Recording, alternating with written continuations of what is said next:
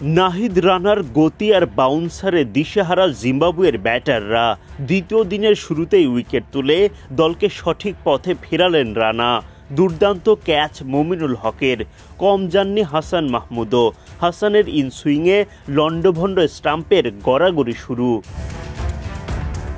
সিলেট টেস্টের প্রথম দিনে ব্যাটে বলে দাপট দেখায় জিম্বাবুয়ে। বাংলাদেশকে ১৯১ রানে অল আউট করার পর ব্যাটিংয়ে নেমে বিনা উইকেটে ৬৭ রান করে সফরকারীরা। কিন্তু দ্বিতীয় দিনের প্রথম সেশনে নাহিদ রানা, হাসান মাহমুদরা ফিরে আসেন নিজেদের চেনা রূপে। দুর্দান্ত বোলিংয়ে চাপ বাড়ান প্রতিপক্ষ দলের ব্যাটারদের ওপর। দ্বিতীয় দিনের ৩ নম্বর ওভারে প্রথম আঘাত হানেন নাহিদ রানা। বিদায় ঘণ্টা বাজান ওপেনার বেন কারানের।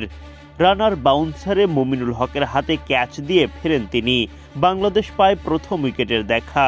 টাইগারদের জন্য দ্বিতীয় উইকেটটাও তোলেন রানা। অফ স্টাম্পের অনেকটা বাইরের লাইনে ফাঁদে ফেরেন ব্রায়ান বেনেটকে। স্কোয়ার কাট খেলার চেষ্টা বেনেটের, কিন্তু ব্যাটের কানায় লেগে বল জমা হয় জাকির আলী অনিকের গ্লাভসে। এরপর খুব দ্রুতই অধিনায়ক নাজমুল শান্তর মুখে হাসি ফোটান আরেক পেসার হাসান মাহমুদও। রীতিমতো লন্ডভন্ড করে দেন নিক ওয়েলসের স্টাম্প। হাসানের চোখ ধাঁধানো ইনসুইংয়ে অফ স্টাম্প উড়ে গিয়ে গড়াগড়ি শুরু। বাংলাদেশ শিবিরে বাঁধ ভাঙা উল্লাস। ৮৮ রানের মধ্যে ৩ নম্বর উইকেট তুলে লড়াইয়ে ফেরে টাইগাররা।